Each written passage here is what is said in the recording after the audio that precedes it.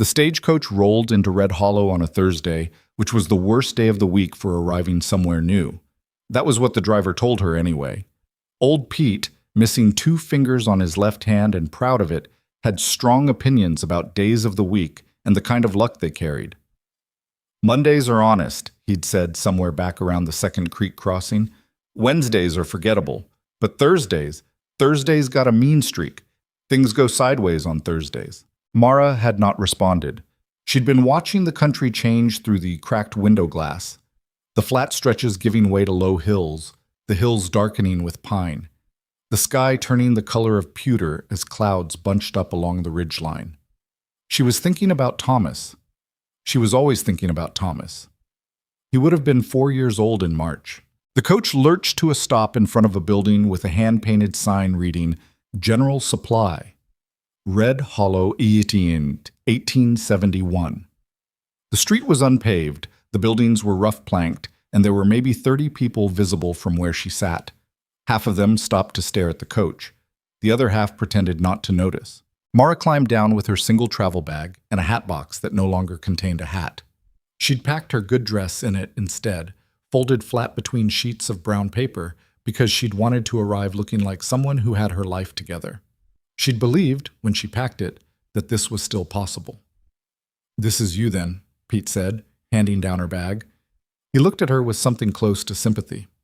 "Red Hollow." "Yes." "Man meeting you?" She had a letter in her coat pocket. She'd read it so many times the paper had softened at the folds. "Dear Miss Whitlock, I am a man of modest means but honest character. I have a farm of 40 acres, a sound house, and no bad habits worth mentioning. I am told you are a sensible woman who is not afraid of work. That is all I require. I believe we can build something here." It was signed George Aldrin, and she had written back saying yes because she had nothing left to lose. "He should be," she said. Pete nodded, clicked to his horses, and rolled away down the street. Mara stood in the dust and waited. Nobody came. She waited for the better part of 20 minutes, long enough that a group of children across the street lost interest in staring at her and went back to whatever they'd been doing. Long enough that a dog came and sniffed her boot and left again. Long enough that the clouds finished moving in and the air dropped 10 degrees and smelled like rain. Finally, she walked to the general store and pushed open the door. The man behind the counter was heavy-set, wearing a canvas apron that had seen many years of use. He was wrapping something in brown paper, and he looked up when she came in and then looked back down at what he was doing. "Help you?" "I'm looking for George Aldrin." The man's hand slowed on the paper. He didn't look up. "George Aldrin," she said again. "He was expecting me. I'm Mara Whitlock. I came on the stage from—" "I know who you are." The man set down his package. He had a careful way of not looking at her that she recognized as the particular care people took when they had bad news. "Word came through last week you were on your way." "Where is he?" The storekeeper finally looked at her. His name, she would learn later, was Amos Teller, and he was not a cruel man. He just had a face that didn't know how to arrange itself for difficult moments. "George passed," he said. "Going on 3 weeks now. Heart," the doc said. "He was out repairing a fence post, and he fell over." Mara heard the words. She understood them individually. She stood there for a moment, putting them together into a shape she could hold. 3 weeks, she said. "Yes, ma'am." "And nobody sent word?" Amos Teller looked away. "Well, there was some confusion about who was responsible for— There was a question of whether the letter would even reach you in time to—" "Nobody sent word," she said again. "Not a question this time. I'm sorry, Miss Whitlock." She stood in the doorway of Amos Teller's general store and looked at the canned goods on the shelves behind him and thought, this is what the end looks like. Not dramatic, not loud, just a dead man's name on a piece of paper and $30 left in the bottom of her travel bag and a hat box full of a dress nobody was ever going to see her wear. "Is there a boarding house?" she asked. "There is." He hesitated. "Clara Finch runs it. She doesn't always have room." "Would you know if she has room now?" Another hesitation, and that was her answer. Clara Finch had a face like a closed door, and opinions about the kind of women who came west on mail-order arrangements. She had room. She did not want to rent it to Mara Whitlock. She made both these facts clear in a manner that was technically polite, and practically humiliating, and she agreed to let Mara have the small back room for 2 nights at a price that was 3 times reasonable. Mara paid it. She had no choice. She lay on the narrow bed that night and stared at the ceiling and thought through her situation with the flat practicality that grief had taught her. She was 31 years old. She had $31 and some change. She had a good dress, a worn dress, 2 shifts, a coat, sturdy boots, and enough skill with a needle to do piecework if someone would give her the work. She had no family. She had no friend within 400 miles. She had a dead man's promise and a town full of people who had already decided she was not their problem. She thought about Thomas. She thought about the way he used to grab her thumb when he slept, even when he was so small that his whole fist barely wrapped around it. She thought about the 6 months after, the way she'd moved through the world like smoke. Present, but not quite there. Touching nothing, being touched by nothing, just drifting. She'd thought that coming here would be the end of the drifting. George Aldrin's letter had sounded like solid ground. She closed her eyes and told herself she was not going to cry, and she didn't, and she thought that was both a victory and a very sad thing. The auction was not what she expected. She'd come out in the morning to find work, to find anyone willing to hire a woman with no local connections and no particular recommendation. She'd been turned away from the laundry, from the hotel kitchen, and from a dress shop run by a woman who said she already had a girl and didn't need another one. She was standing in the street, trying to decide whether to walk the length of town again and try the places she'd skipped when she heard the crowd.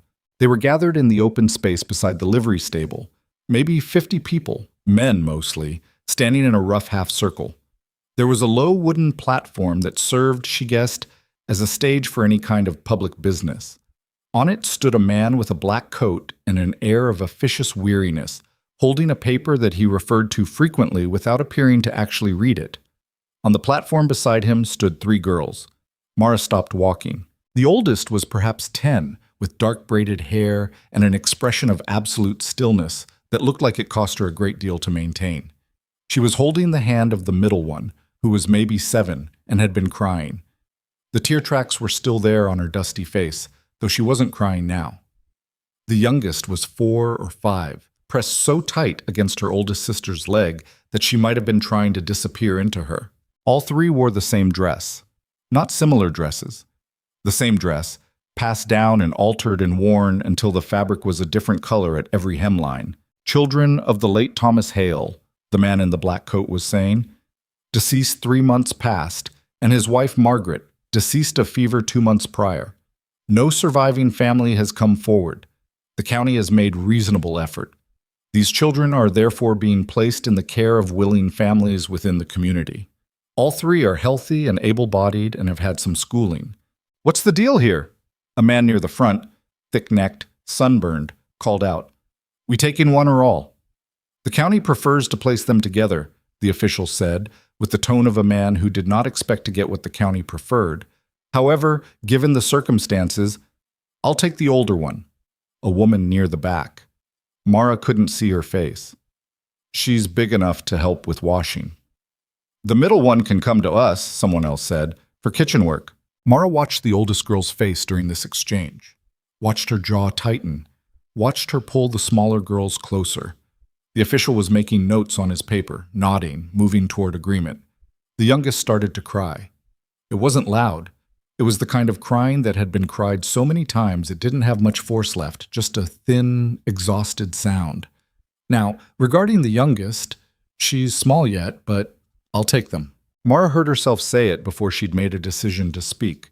The words came out of her mouth and hung there in the morning air, and 50 people turned to look at her. She was aware of several things simultaneously: that she had $31, that she had no home, that Clara Finch was standing at the edge of the crowd looking at her with an expression of pointed skepticism, and that the oldest girl on the platform had found her in the crowd and was looking at her with an expression that was not hope exactly, but was the thing that exists just before hope, when you're afraid to let it fully form. "Excuse me," the official said. "All 3, Mara said. She walked toward the platform because standing still seemed wrong. "I'll take all 3. There was a murmur that moved through the crowd like wind through grass. Not hostile exactly, but weighted, the sound of collective doubt. "Ma'am, I don't..." I need to ask a few questions. This is a matter of county placement. There's a process. What's the process? The official blinked. Well, we assess the families. The situation needs to be. There's a form. Then give me the form. You're the woman came in on yesterday's stage, someone said from the crowd. A man's voice, flat and certain. The one George Aldrin sent for. You don't even have a house. She turned toward the voice. She couldn't find who'd said it. There were too many faces, most of them wearing the closed-up look of people waiting to see what happened before they decided how to react. Not yet, she said. I'll have one. With what? Clara Finch from the edge of the crowd. Helpfully. You've got 2 nights paid at my place, and after that, I said, I'll have one. Her voice came out steadier than she felt. George Aldrin had a farm, 40 acres. He's dead, which means it's either empty or it went to somebody. I'll find out which and I'll make my arrangements. George's place is, Amos Teller started, and then stopped himself. And something about the way he stopped himself, the way several people around him found reasons to look elsewhere, told her that George Aldrin's 40 acres were not sitting quietly waiting for her. She looked at the 3 girls on the platform. The youngest had stopped crying. She was looking at Mara with the wide, direct attention of a small child who doesn't yet know that looking at people too long is considered rude. Mara thought about Thomas. She thought about his fist around her thumb. Give me the form, she said to the official. I'll fill it out. His name was Eli Crane, and he was the county's placement officer, which meant he drove out from the district seat once a month to handle whatever problems had accumulated. He was a thin man with ink-stained fingers and a manner of doing his job that suggested he had done it too long and stopped expecting good outcomes. He sat across from her in the back room of Amos Teller's store and looked at her over his papers with the expression of a man trying to figure out if he was looking at a solution or a new category of problem. Miss Whitlock, he said, I want to make sure I understand the situation. You arrived yesterday. Yes. You have no residence. Not yet. You have no... He looked at his paper. No stated income, no employment, no local connections. I have skills. I can work. And you're proposing to take 3 children. I am. He looked at her for a long moment. Outside the storeroom door, she could hear the shop sounds. The bell over the entrance. Amos's voice. The creak of the floorboards. She could also hear, if she concentrated, the sound of the 3 girls on the bench in the hallway outside. The oldest one. She'd learned their names by then. Ada for the oldest, Ruth for the middle, and Bess for the small one, was reading quietly to the younger 2 from a small book she'd been carrying, The Little Engine That Thought It Could. Mara had caught a glimpse of the cover. What is your situation, Miss Whitlock, in plain terms? What happened to you before you came here? She looked at him. My son died. My husband died 2 years before that. I had nothing keeping me where I was. George Aldrin's letter said he needed a sensible woman who wasn't afraid of work. She paused. He was right about what he needed. He just didn't stay alive long enough to benefit from it. Eli Crane looked at his papers. He tapped his pen against the edge of the table. The county's position, he said slowly, is that these children need stable placement. I know. With a family that can provide for them materially, food, shelter, clothing. I know. You're not currently able to guarantee any of those things. No. She met his eyes. But the people who offered to take them were going to split them up and use them for labor. You know that. His pen stopped tapping. The woman in the back wants Ada for washing, she said. The man up front wants Ruth for kitchen work. Nobody offered for Bess because she's too small to be useful yet. What happens to her? The county would find... What does the county find for a 4-year-old with no family? A different kind of labor somewhere else? He didn't answer. I have skills, she said again, more quietly. I can sew. I can cook. I can keep accounts. I kept the books for my husband's hardware business for 6 years. I'm not helpless, and I'm not stupid, and I will not split those girls up. She paused. I'll take the provisional placement if that's what you can offer. I'll check in. I'll prove the situation. I'm asking you to give me the chance. Eli Crane looked at her for a long time. Then he looked down at his papers. Provisional, he said, I'll check in at the end of the month. If the situation is untenable. It won't be. If it is, I'll need to make other arrangements. It won't be. He started filling out the form, Shepante. She found out about George Aldrin's farm from Amos Teller, who told her the situation with the careful manner of a man delivering a series of bad facts he'd had nothing to do with. George had died owing money to a man named Magnus Crow. Magnus Crow was, in Amos's description, a man who had done well for himself in Red Hollow, which was the kind of description that meant something very specific in a frontier town. He owned the mill. He owned the biggest claim in the valley. He'd acquired, over the years, more land than any one man needed, through means that Amos was not prepared to describe in detail, but that could be inferred from the way he kept looking at the door while he talked. The debt George owed had been secured against his farm. When George died, the farm should have gone to Magnus Crow.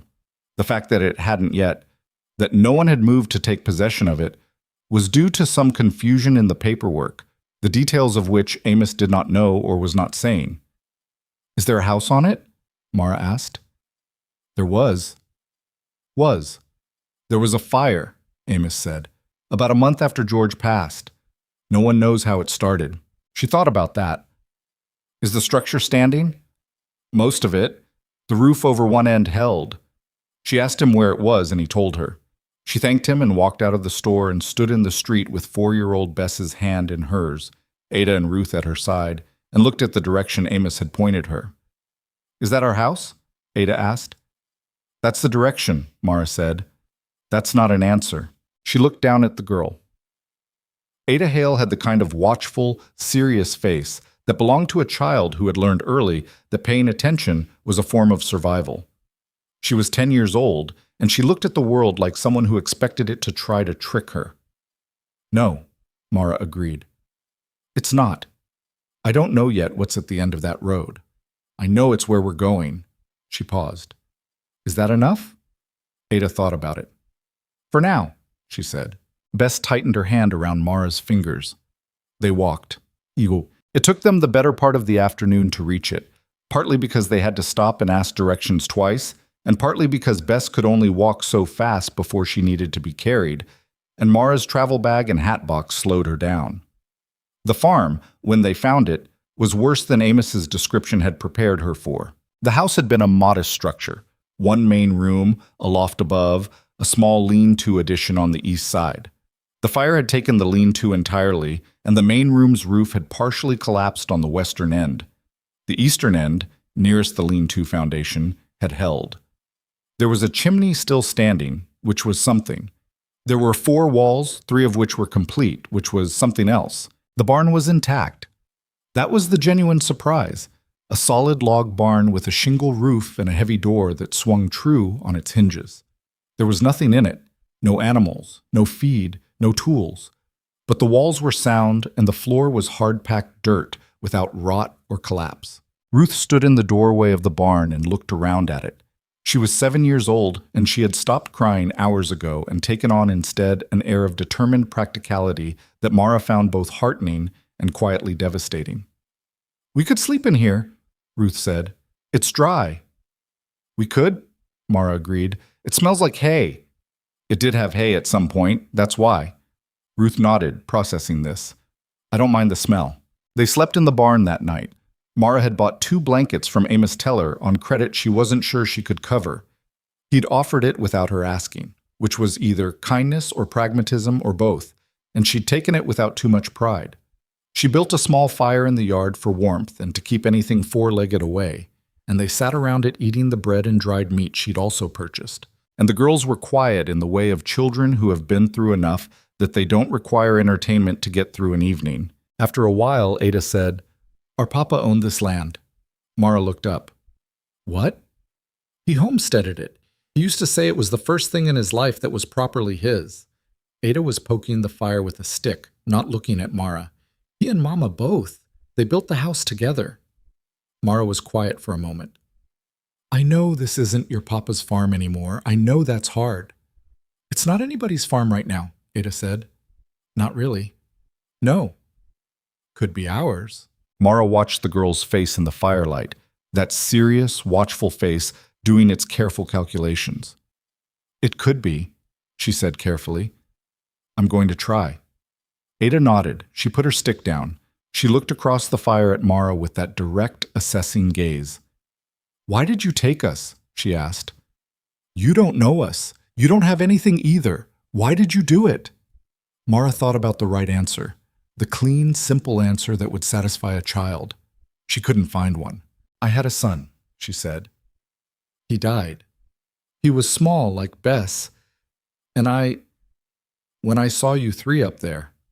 She stopped. She tried again. I couldn't watch that happen and do nothing. I don't know if that makes sense. Ada was quiet. Bess had fallen asleep against Ruth's shoulder, her mouth slightly open, perfectly undisturbed by the world. It makes sense, Ada said finally.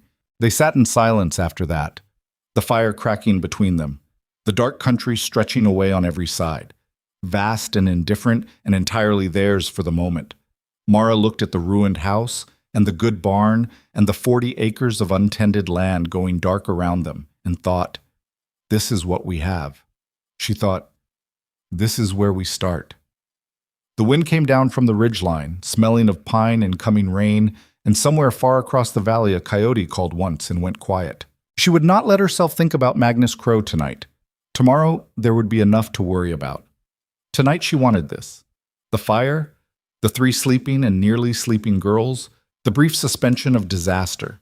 She stayed up until the fire burned low, watching the dark, and then she lay down on the barn floor wrapped in half a blanket and listened to the even breathing of 3 children who had decided, at least provisionally, to trust her.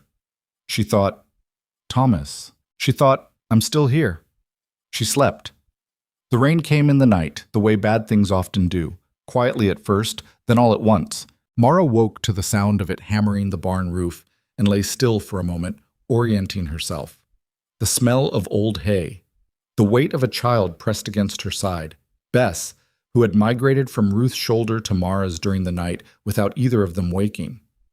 Outside, the dark was breaking up into gray, the early hour when the world looks like it hasn't decided yet whether to commit to morning. She sat up carefully, shifting Bess onto the folded blanket without waking her, and walked to the barn door. The yard was mud already, and the shell of the burned house was darker in the rain, the charred timbers shining. Water was running off the collapsed roof section in a steady pour, cutting a channel in the dirt.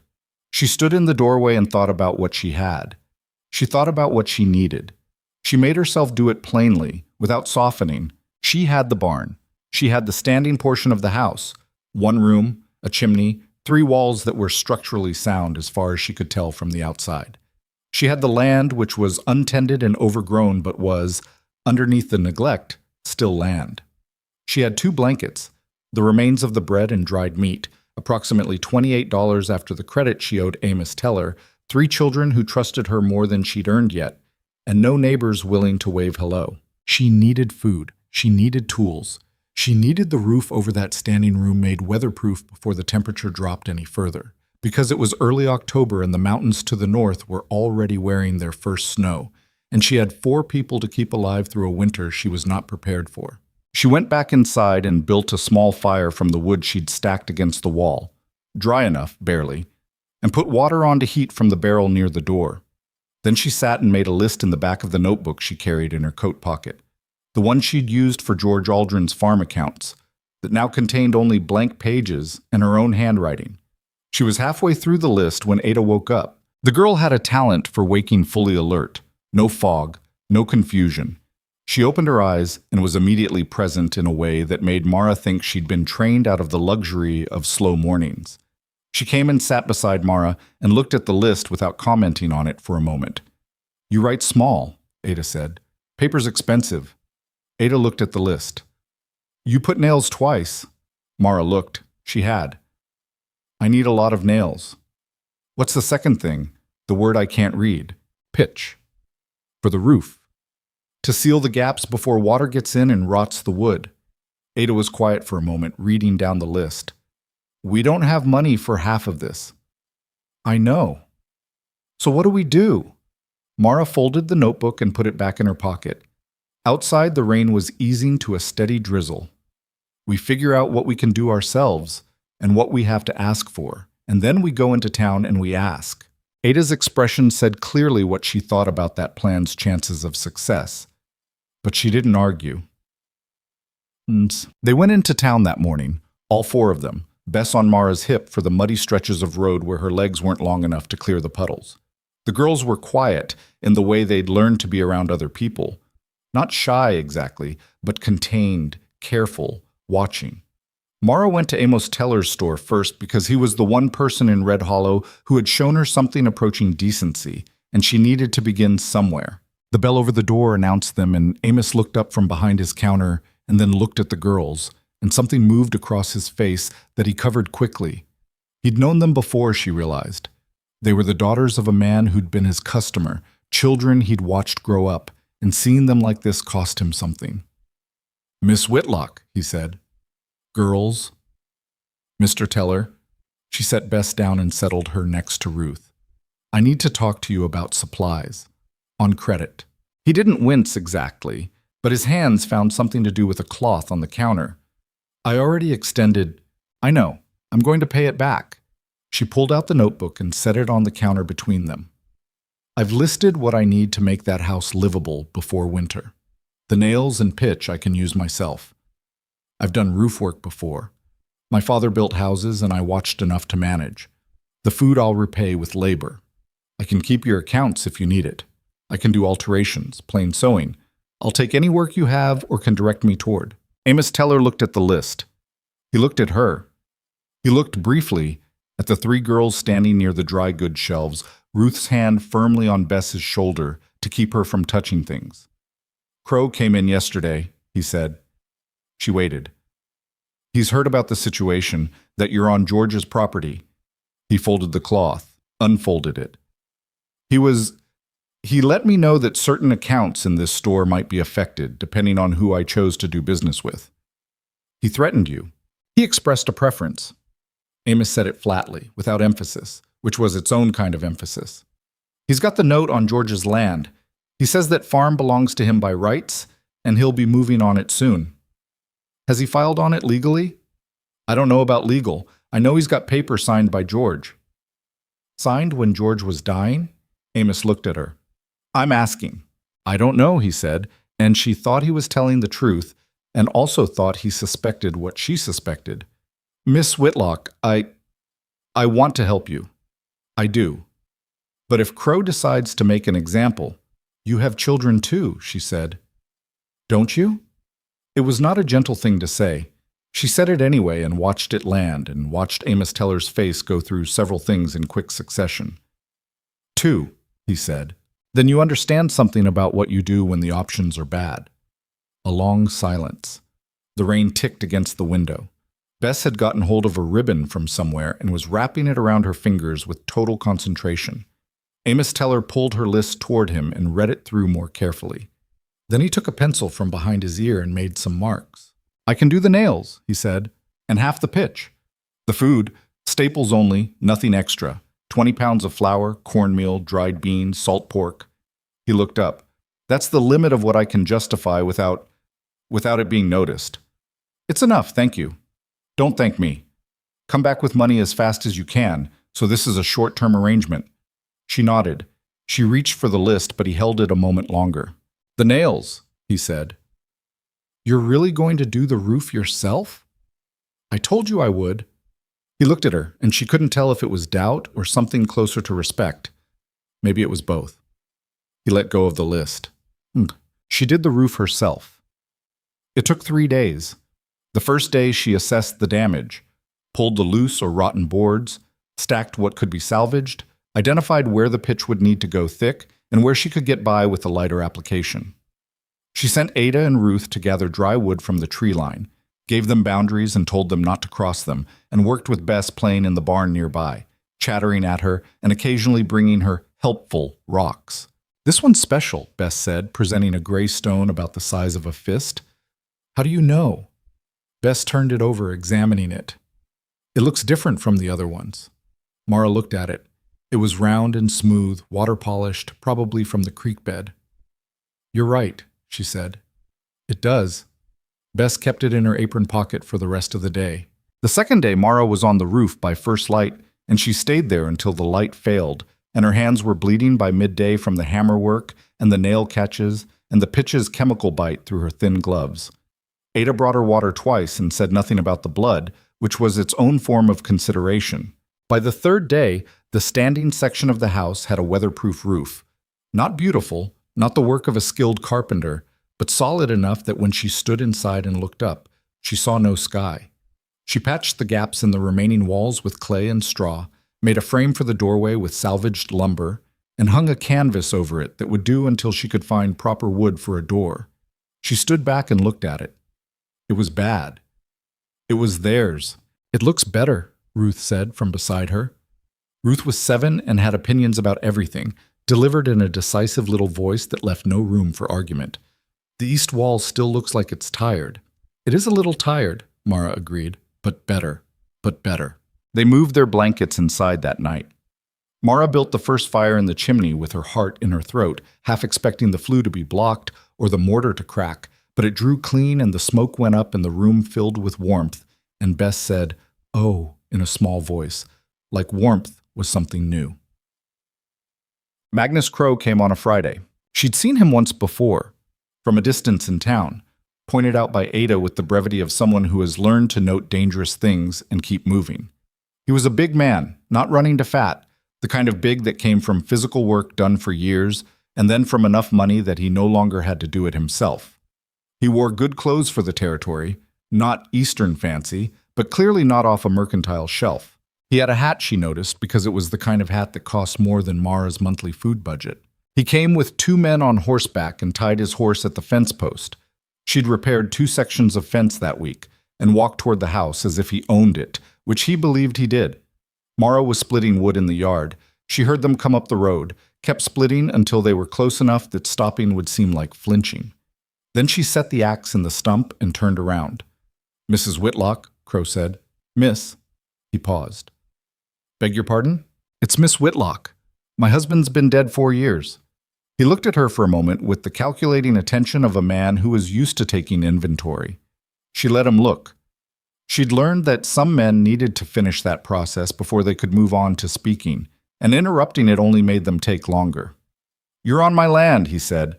"I'm on land that was homesteaded by Thomas Hale and came to his children when he died. You're on land that George Aldrin used to secure a debt owed to me, and George Aldrin is dead, which means Psalm Achsikim Malsan, which means there's a legal process for the transfer of property," she said, "which hasn't been completed. I looked into it."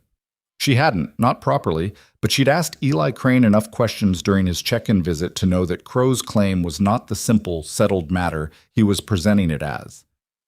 "Until that process is complete, this land is subject to the rights of the Hale children, who are the previous owners, and who I'm currently—" "You're a mail-order woman who arrived 3 weeks ago with a bag and a hat box," Crow said. "You have no standing here." "I have provisional guardianship of 3 minor children with a prior claim to this property. I have standing." His 2 men hadn't moved or spoken. They were the kind of still that came from practice, and she didn't look at them directly. The way you didn't look directly at a thing you were trying not to give importance to. Crow looked at the house behind her. He looked at the repaired roof, the patched walls, the fresh split woodpile. He looked at the 3 girls in the barn doorway. Ada, who was watching him with that flat, careful gaze. Ruth, who had her hand on Bess's shoulder. Something moved across his face. She wouldn't have called it anger, exactly. It was colder than anger. "This land is mine," he said. "I'll be patient, but I won't be patient long." He turned and walked back to his horse without waiting for her response. His men followed. She watched them ride away down the track and stood very still until she couldn't hear the hooves anymore. Then her hands started shaking. She put them in her pockets so the girls wouldn't see it, and she turned around and walked to the barn. After that, the merchants in town stopped selling to her. Not all at once. Amos Teller held out for another 2 weeks, and she was grateful for every one of those days. But one morning she came in, and he met her at the door with a look on his face she recognized, and he said quietly that he couldn't anymore. He didn't explain why. He didn't need to. She nodded. She thanked him. She walked out. The seamstress wouldn't take her piecework. The feed merchant wouldn't sell her so much as a pound of cornmeal. The woman who sold eggs at the market looked past her like she wasn't there. She stood in the middle of Red Hollow's main street on a gray Tuesday morning, and she thought, plainly and without drama, "We are going to run out of food." She had beans. She had a quarter sack of flour. She had salt pork going rancid in the cold, which she was rationing with grim precision. The land was not yet producing anything. It was October, there was nothing to plant, and even if she could turn the neglected soil, there would be nothing to harvest before spring. She'd found wild onions along the creek bank and dried herbs she didn't know the names of but recognized from her mother's kitchen, and she had a rabbit snare she'd set from instructions she'd read in a farming almanac she found under a floorboard. The snare caught one rabbit in 3 weeks. She cooked it with the wild onions and the last of the cornmeal and fed it to the girls and told them it was a good dinner, which it was, for what it was. Bess ate her portion in silence and then said, "Is there more?" "Not tonight," Mara said. Bess accepted this the way she accepted most things, with a small nod and a philosophical return to whatever she'd been doing. But Mara lay awake that night listening to the wind and thinking about what happened to children who didn't have enough to eat. She thought about it with a cold, focused kind of fear that was different from grief. Grief had been immense and shapeless and everywhere. This fear had an edge to it. This fear could be worked against. She got up at 4 in the morning and sat at the table in the firelight and wrote down everything she knew about the situation the way she used to write out accounts. Facts only, no feeling, just columns. What they had, what they needed, what was stopping her from getting it, what she could do about what was stopping her. Crow's name appeared in that last column 3 times. There was a man who lived on the far side of the valley who hadn't been to town in, by some accounts, 2 years. His name was Callum DeVere, and the stories about him were the kind of stories that accumulate around a man who keeps to himself in a place where people have nothing better to do than speculate. He'd killed a man, some said. He'd lost his mind after some tragedy, said others. He was a drunk, a hermit, dangerous, strange. The stories shifted depending on who told them. What Mara knew from Ada, who knew because her father had known him, was that Callum DeVere had the best producing kitchen garden in the valley, and that he'd once given Thomas Hale seedlings from it, no payment asked, because he'd heard the man's first crop had failed. She walked to his property on a Wednesday, leaving Ada in charge of Ruth and Bess with strict instructions and a list of what to do if Mara wasn't back by dark. Ada had looked at the list, then at Mara. "You're going to DeVere's place." "Yes." People say a lot of things." Mara tucked her coat collar up against the wind. "Your father knew him."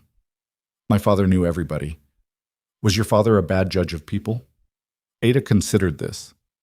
"No," she admitted. "He wasn't." "Then I'll go and see." The walk took the better part of 2 hours through country that was turning hard with the approach of winter. The grass flattened and pale, the creek running fast and cold, the tree line dark against the gray sky. She found his property by the fence line, which was maintained with a care that stood out against the general shabbiness of the surrounding land.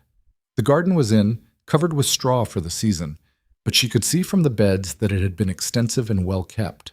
The house was log construction, solid, with a good chimney and smoke rising from it. She knocked on the door and waited. Nothing. She knocked again. "Mr. DeVere, my name is Mara Whitlock. I'm not here to cause you trouble.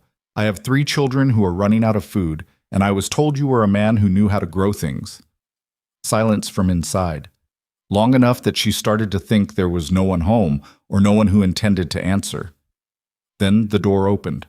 He was younger than the stories had suggested, somewhere in his mid-30s, dark-haired, with the kind of face that had been weathered into something angular and hard. He had a beard that needed attention, and eyes that had the quality of a man who'd spent a long time looking at distances. He looked at her with an expression that was not welcoming, but was not threatening either.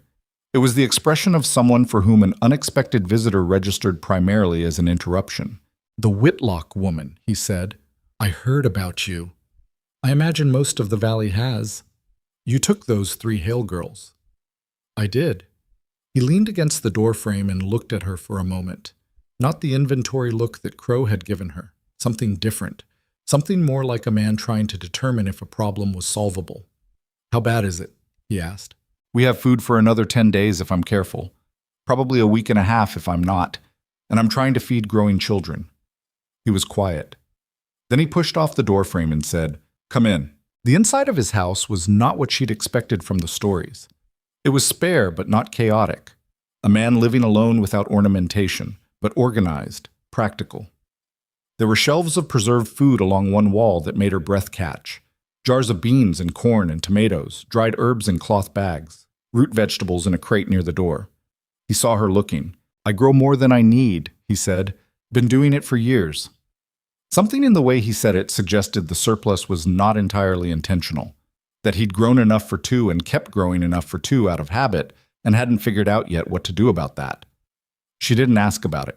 He gave her a crate of provisions, dried beans, preserved tomatoes, cornmeal, a dozen eggs, a smoked ham wrapped in cloth, and carried it out to the porch without asking her to pay and without making it into something large or charitable. "I can pay you back," she said. "Not right now, but did Thomas Hale pay me back for the seedlings?" She paused. "I don't know." He didn't need to. He looked at the crate, then at her. "Crow's after the land." "Yes. He's been after Thomas's land for 3 years, since before Thomas died." He said it carefully, which was the way someone said a thing they'd been sitting with for a long time. Thomas never talked about why Crow wanted it that bad, but he was particular about it. He kept saying there was something about the water. The water rights to the East Creek run through that property. She thought about the creek. She thought about the way Crow's man had, when they rode away, glanced back at the far eastern edge of the property. Not at the house, not at her. At the ground. "He wants the water," she said. "He wants the valley," DeVere said. "The water is how you get the valley." She picked up the crate. It was heavy, and she didn't ask for help with it. "Thank you," she said. He nodded. He watched her from the porch as she started back down the track, the crate balanced against her hip. "Miss Whitlock," he said. She stopped. "There's a well on that property, east side near the creek bend. Thomas told me once he'd started digging it but never finished." He paused. He said something once after a few drinks about the real reason he'd put it in that particular spot. I didn't think much of it at the time. She waited. "He said the spot was special," DeVere said, "that it had to be that exact place, that he'd put something there that needed to stay dry." She stood in the pale October light with a crate of food that would keep 4 people alive for 3 weeks, and she felt something shift in her chest. Not hope, not yet. Something more cautious than hope. The particular attention of a woman who had learned to pay attention to details. "Something that needed to stay dry," she repeated. "That's what he said." DeVere looked away. "Might be nothing." "Might be," she agreed. She walked back through the darkening afternoon with the crate and the cold wind and the thought of an unfinished well sitting on the east edge of a dead man's land, and she kept her pace steady and her face toward home. Behind her, the valley spread out under its gray October sky, the creek running cold and fast along its eastern edge, feeding into Magnus Crow's holdings somewhere downstream. Water was how you got the valley. She was beginning to understand what that meant. She didn't go to the well right away. That was the practical thing, not the cautious thing. She had 4 people to feed and a roof that needed checking after the last rain and a woodpile that was shrinking faster than she'd calculated. DeVere's provisions bought her time, and she used that time the way she used everything now, with the specific economy of someone who had learned the cost of waste. But she thought about the well. She thought about it while she was splitting wood in the mornings, the axe finding its rhythm, her breath coming out in clouds in the cold air. She thought about it while she was mending the girls' clothes by firelight, the needle pulling through worn fabric, her mind running the same track over and over, something that needed to stay dry. Thomas Hale had been a careful man. Ada described him that way without being asked, the way children describe a parent whose qualities they absorbed without naming them. A careful man didn't say things like that accidentally, even with a few drinks in him. She was also afraid of what she might find, or might not find. The particular terror of a hope that hasn't been tested yet is that testing it might kill it, and right now, thin as it was the only one she had. So she waited 9 days. She got the woodpile to a size that felt defensible. She turned over a section of the garden bed for spring planting, working the hard October ground until her shoulders ached and wouldn't stop. She made 2 more trips to DeVere's place, the second time bringing Ada, who stood in his yard and looked at his garden beds with the focused attention of a child who understood what good soil meant. Devere had watched Ada without commenting, and then walked her through the covered beds, explaining what was planted, where and how deep, and what would come up in spring. Ada had asked 3 questions, all of them practical, and he'd answered all 3 without the faint condescension some adults used when a child asked a real question. On the walk home, Ada had said, "He's not what people say." "No," Mara agreed. "Why do people say things like that about someone?" Mara had thought about it. "Because he keeps to himself. And people who keep to themselves make other people nervous. They start filling in what they don't know with what they're afraid of." Ada had gone quiet, processing this in the way she processed most things, thoroughly and without rushing. Then she'd said, "That's a stupid way to do things." "It is," Mara said. "People do it anyway." On the 10th day after Devere's mention of the well, she went. The east side of the property ran along the creek for about 300 yards before the land curved away from the water and climbed toward a rocky outcropping that marked the property's northeastern corner. The creek at that bend ran fast and clear, cutting deep into a soft bank. She'd walked this edge before, checking fence lines, and she'd noted the ground there was different, softer, with a particular give underfoot that suggested water close to the surface. The well was not hard to find once she knew to look for it. It was maybe 40 feet from the creek bank, marked by a rough circle of stacked stones about 2 feet high, the beginning of a casing, never finished. The hole inside the casing was 3 feet across and had been covered with boards that had warped in the weather, 2 of them cracked down the middle. Someone had put a good-sized rock on top to hold them down. Mara crouched and looked at the boards. The rock on top had not been there by accident or been placed there casually. It was positioned at the center, evenly balanced. Someone had put it there with intention. She moved the rock, lifted the boards one by one. The hole below was dry. Thomas had never gotten deep enough to hit water, and went down about 8 feet, the sides rough dug and shored with cut timber. She sat on the edge and looked down. Nothing obvious. Dark earth, timbered sides, dry floor. She went back to the barn and got the rope they used to lower the bucket into the creek, tied one end to the fence post nearest the well, and lowered herself down hand over hand. The bottom of the well smelled of cold earth and something faintly mineral, iron maybe, or the particular smell of stone that has never seen daylight. She waited for her eyes to adjust. The circle of sky above her was gray-white, bright enough to make the hole itself seem darker than it was. She ran her hands along the timbered walls. The logs had been notched and fitted with care. This was not rough frontier work. This was a man who took his time and knew what he was doing. At the bottom, the earth floor was compacted, except for one section at the northeast side where the soil was looser, a different color, darker. She knelt and pressed both hands flat against it. It gave, not much, but enough. She dug with her hands for 10 minutes before her fingers hit something that wasn't soil. She carried it out in her coat, pressed against her chest, both hands holding it through the fabric. It was heavier than it looked. A metal box, the kind used for keeping documents or money, sealed with a clasp that had rusted but not enough to be immovable, about the size of a large book. She'd cleaned most of the dirt off on her skirt before she climbed back out. She brought it to the house and set it on the table and stood looking at it. Ruth had come in from checking the snares and stopped in the doorway. "What is that?" "I don't know yet." "Where did you find it?" "The well." Ruth came and stood beside her and looked at the box. "Papa always told us to stay away from the well," she said. "He said the ground was soft and not safe for children." She paused. "He told Ada that twice. Not us. Ada specifically." Mara looked at her. "Why do you think he told Ada specifically?" Ruth's 7-year-old face worked at that for a moment. "Because Ada would have gone anyway, if she thought there was something worth seeing. Papa knew that." Mara looked at the box. She looked at the rusted clasp. "Go get Ada," she said. Ada came in from outside with mud on her boots and a piece of kindling in one hand and went still when she saw the box on the table.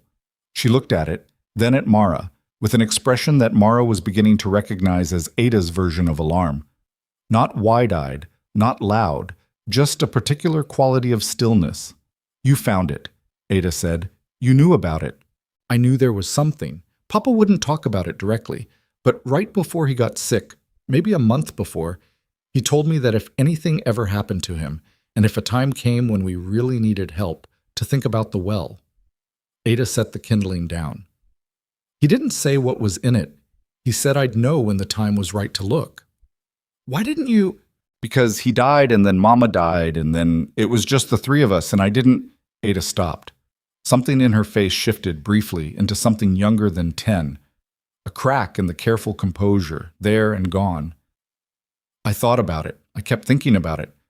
But I was afraid that whatever was down there, if Crow found out I knew, he'd... She didn't finish that sentence. Mara pulled a chair out and sat down. Come look at this with me, she said. The clasp was stiff, but not seized. She worked at it with the handle of a spoon until the rust gave and the lid came up. Inside, paper. A great deal of paper, stored in oilskin to protect against moisture. She unfolded the oilskin carefully, aware that whatever was here had been down in that ground for at least the 3 months since Thomas Hale died, possibly longer. The documents were dry, slightly yellowed at the edges, but dry and legible. The ink faded only a little. She spread them on the table and read. It took her the better part of 2 hours to go through everything, reading carefully, rereading sections she didn't understand, holding some pages toward the window for better light. Ada sat across from her and read what Mara passed her and didn't speak. Ruth kept Bess occupied in the other part of the room, instinctively understanding that this was not the moment for interruption. What Thomas Hale had left behind was a story told in paper and ink, assembled over what looked like years. Not all of it was in his hand. There were copies of documents, some official, some that had clearly been obtained at personal risk. And there were pages in his own handwriting that read like a man who'd been keeping notes on everything he witnessed, dates and names and descriptions, the way a man writes things down when he's afraid of forgetting or afraid of something worse. It began in 1869. That year, the territorial government had conducted a survey of water rights in the valley, who owned access to which creek, which spring, which water source. It was routine work, the kind of thing that happened as the frontier got less frontier and more settled. The survey had established officially that the East Creek, the one that ran along the Hale property's boundary, originated from a spring that sat entirely within the Hale homestead's 40 acres. This meant the Hale family, under territorial water law, held the primary water rights to the East Creek. Not Crow, not anyone downstream. The family on the land where the spring originated. The East Creek fed, downstream, into the irrigation system that watered a significant portion of the valley's agricultural land, including, though it was not stated directly in the documents, most of what Magnus Crow owned and operated. He doesn't own the water, Mara said. It came out flat, stunned. Papa knew, Ada said. She was reading a page in her father's handwriting, her lips moving slightly. He knew for... Look at this date. He's been keeping this since 1871. 4 years. Why did he keep it quiet? If he had the rights... Read further, Ada said. Mara read further. In 1872, Thomas Hale had, apparently, made the mistake of consulting a lawyer about the water rights. The lawyer had not been discreet. Within a month of that consultation, 2 things had happened.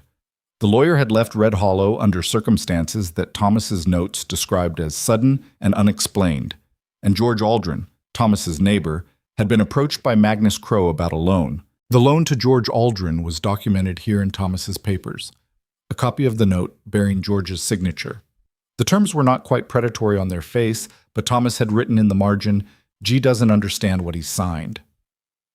I tried to tell him. He's too proud to think he can't pay it back. George hadn't paid it back. When George's farm had been secured against the debt, it gave Crow a property that sat directly between the Hale land and the road to the district seat. The road Mara had traveled to get here, the only practical route to the county offices where water rights could be contested or legally established. It was a box. Crow had built a box around the Hale property, one piece at a time, over years. But there was more.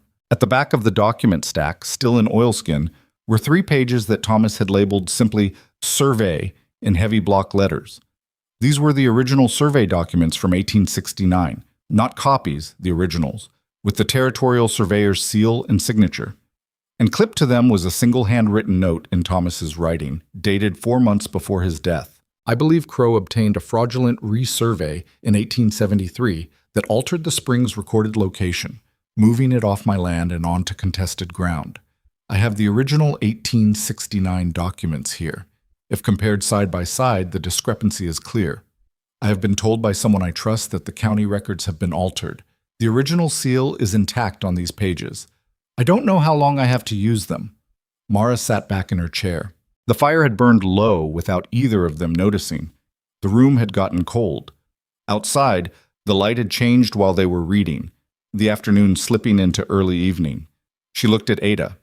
Ada was looking at the survey documents, the original ones with the territorial seal, holding them carefully by the edges the way she'd somehow intuited was the right way to handle old paper. He knew he was going to die, Ada said quietly. He was sick. He knew before that. Look at the date on that last note. Ada held it up. 4 months before he died. He was still healthy. He already knew Crow was coming for us. Mara thought about Thomas Hale, a man she'd never met, whose daughters she was raising, whose land she was defending, whose careful, years-long assembly of evidence she was now holding in her hands. A careful man. A man who knew what was coming and made what preparations he could. He'd put it in the well because the well was the source, because the spring that fed the creek was the whole story, and he'd buried his evidence at the closest point he could reach to the thing that Crow had been lying about for years. He did all of this for you, Mara said. Ada set the survey down. Her face was not the 10-year-old's face right now. He couldn't stop Crow. He was one man. He left you the tools to stop him. Ada looked at the papers spread across the table. Then she looked at Mara. Can you? She asked. Stop him? Mara looked at the original survey with its intact territorial seal. She looked at the note in the margin of the loan document. G doesn't understand what he signed. She looked at Thomas Hale's patient, methodical record of 4 years of watching a corrupt man build a trap around him, one piece at a time. I don't know, she said, but we have something real now. That matters. Papa, c'est si. She went back to Callum DeVere the next morning. He came to the door faster this time, which she noted and said nothing about. She told him what she'd found, not everything, not yet. She was careful about that. She told him about the water rights documents, the fraudulent survey, the original territorial seal. He listened without interrupting. He had a way of listening that was complete, no part of his attention elsewhere, and it made her want to keep talking, which she also noted and was careful about. When she finished, he was quiet for a moment. Then he said, You need to get those papers to the district seat. I know. That's 3 days' ride. I know. Crow has men on the road. He knows most of the people worth knowing between here and there. He said it without drama, but with the flatness of someone stating a fact they'd been living with for a long time. I've watched him for 2 years from this side of the valley. I know what he has. Why have you been watching? He looked at her. Something crossed his face, closed up, came partly back. He bought out my neighbor's land the same way he bought out George's. Man named Harlan Fitch, been here 12 years. Crow called in a note when Harlan had a bad year, and Harlan's wife and kids were on the road inside a month. He paused. Harlan's my wife's brother. Your wife, Mara said, and then stopped. She died, he said, 3 years ago. He said it the way someone said a thing that was still true every morning when they woke up. Harlan came to me after he lost the land. I've been keeping track since then. She thought about the shelves of preserved food, enough for 2, kept out of habit, even now. What do you know? She asked. He told her. It took an hour and what he'd assembled over 2 years. In his head, not on paper, because he'd been smarter or more afraid than Thomas about leaving evidence, matched what she'd found in the lockbox in a way that made her hands go still in her lap. Names, dates, properties that had changed hands under circumstances similar to the Hale land and George Aldrin's debt. A pattern that, when you laid it out, was not complicated. It was just large, and it had been operating in plain sight because nobody with the documents to prove it had survived long enough or trusted enough people to act. You've been sitting on this alone, she said. I didn't have the water rights documents. Without those, he stopped. Without those, it was just a story. Crow's a story too if you don't have paper. He looked at her. You have paper. I have paper, she agreed, and I need someone to help me get it to the district seat without Crow knowing it's gone. Because if he knows what I found, he'll come before you can use it. Devere stood and went to the window. He stood there for a moment with his back to her, looking out at his covered garden beds. I know a man at the district office, survey department. He's honest. I know because Crow tried to buy him 2 years ago, and he refused and moved his family out of Red Hollow inside a week. He turned around. If we can get the original documents to him, he can initiate a formal review of the 1873 survey. Once that's open and official, Crow can't bury it. She said. He met her eyes. Yes. This will make you a target. I've been a target since Harlan lost his land. He said it simply. I've just been a quiet one. She thought about it for a moment, not because she was uncertain, but because she was trying to be honest with herself about what she was asking him to do and what it would cost them both. I need a few more days, she said. I want to make a copy of everything important before the originals leave this valley. If something happens to them on the road, smart. And I need to think about the girls. If Crow finds out and comes before we hear back from the district, I can be closer, Devere said. He said it carefully, with the deliberate care of a man who had learned to mean exactly what he said and nothing extra. If you'd want that.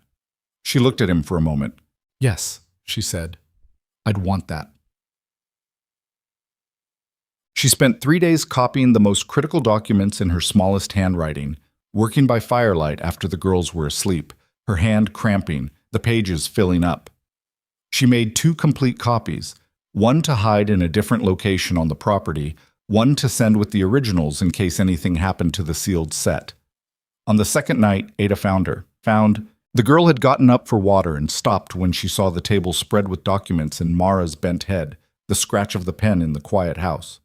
You're copying them, Ada said. Go back to bed. Can I help? Mara looked at her. You have your father's handwriting. I've seen it. Ada's eyes went briefly bright, which she controlled quickly. Copy this section. Exactly as it reads, every word, every date. Ada pulled a chair over and they worked side by side in silence for an hour, the fire settling low, the wind moving outside, 2 people doing the careful, unglamorous, entirely necessary work of making a copy of the truth. At some point, Mara became aware that Bess had appeared in the doorway of the sleeping area, clutching the special rock she'd found that first day, watching them with wide, dark eyes. Go back to sleep, Bess, Ada said, without looking up. What are you doing? Writing. Why at night? Because some things are better done when it's quiet. Bess looked at them for another moment. Then she went back to her blanket, apparently satisfied with this. Mara kept writing. Beside her, Ada's pen moved in the steady, careful script of a child who'd been taught by a man who took precision seriously. The pages filled up. Outside, the wind came down from the north, carrying the smell of snow that wasn't here yet but was coming. She thought about what Devere had said. Once it's open and official, Crow can't bury it. She held on to that.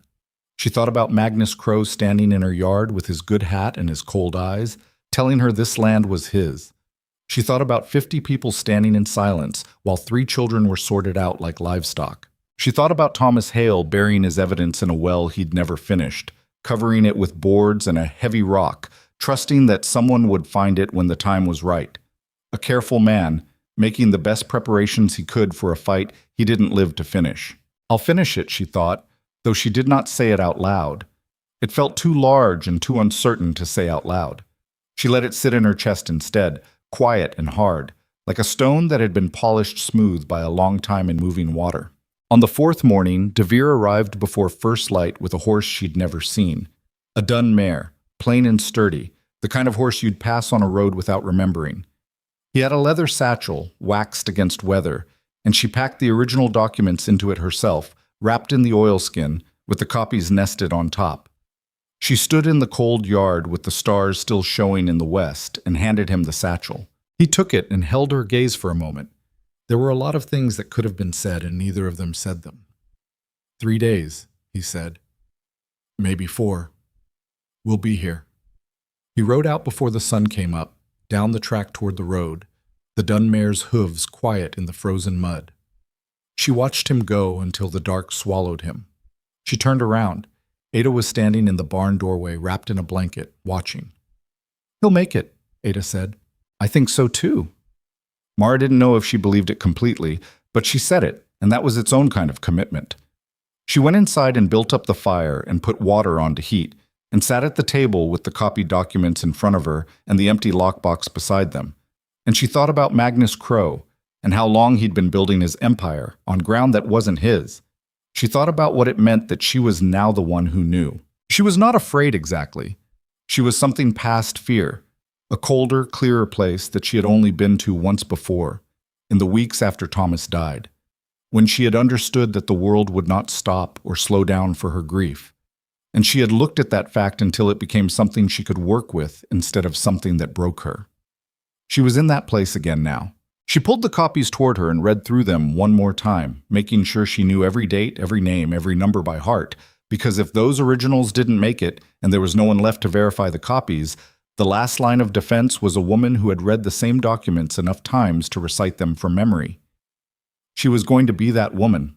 She turned the page and kept reading, and the fire burned steady in the chimney, and outside the sky was beginning to go from black to gray, the slow, unremarkable arrival of another day.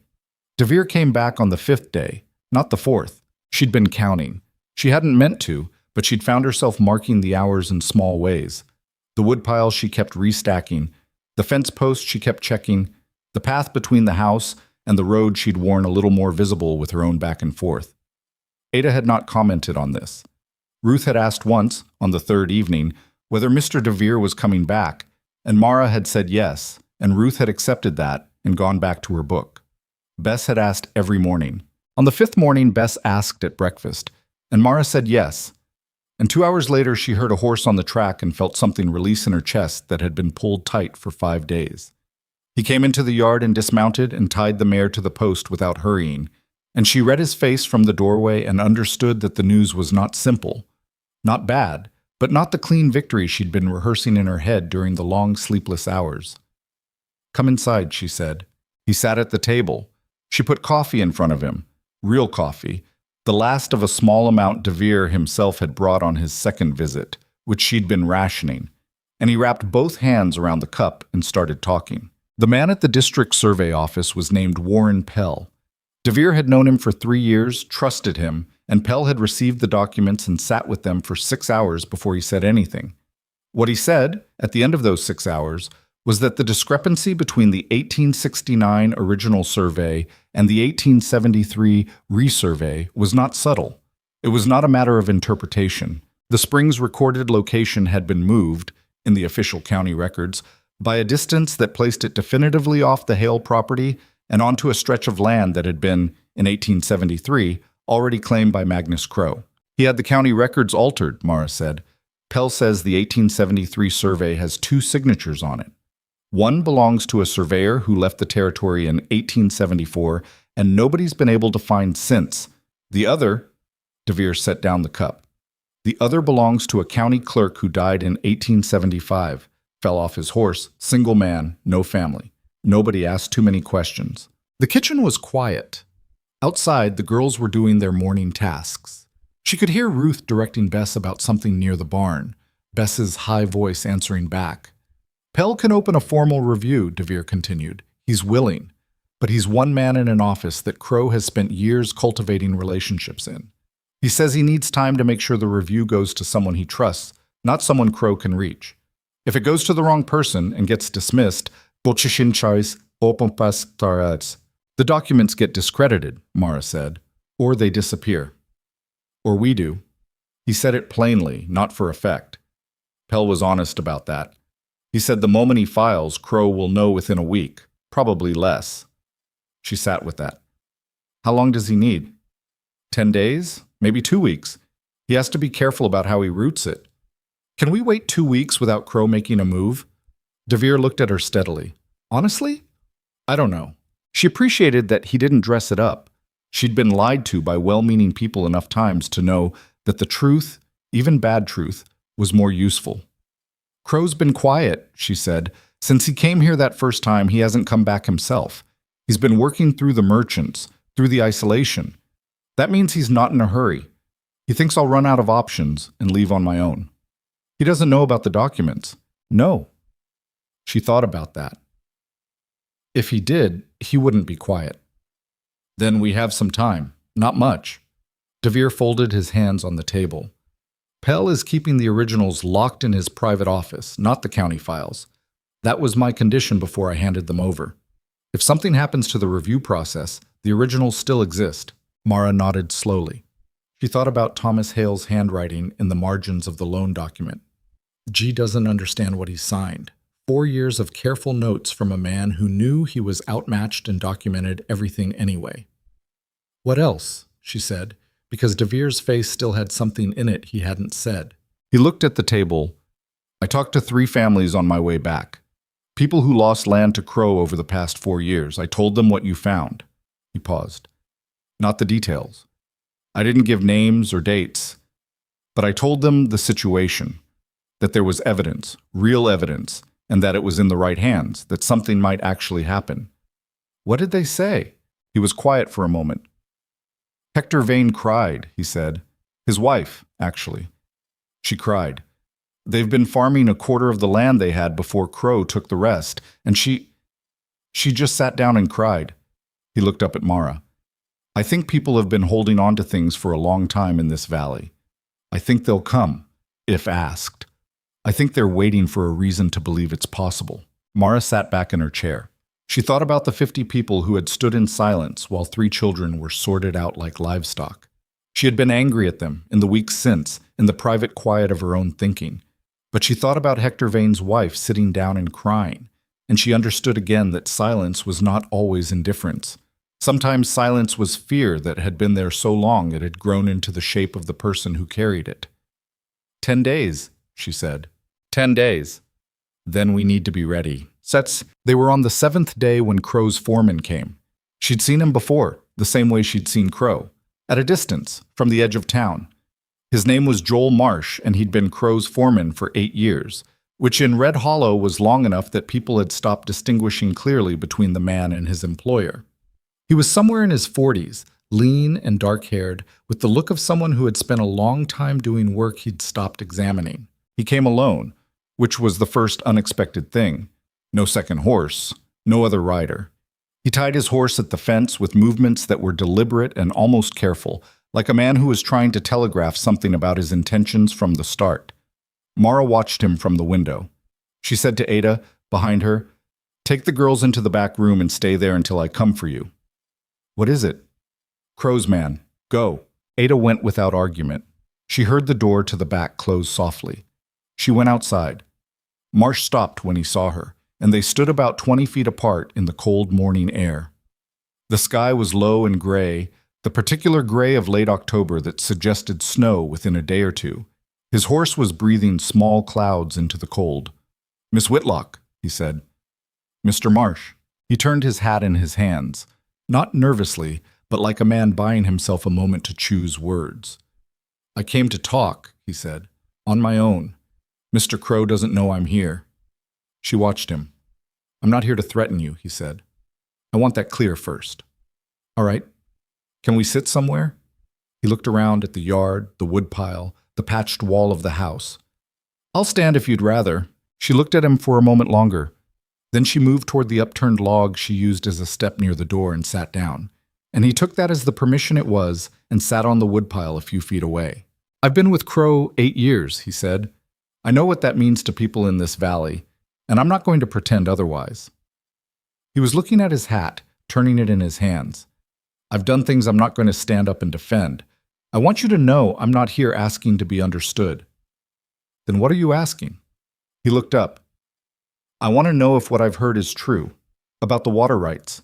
She kept her face still. "Where did you hear about that?" "Crow got a message 2 days ago from someone at the district seat.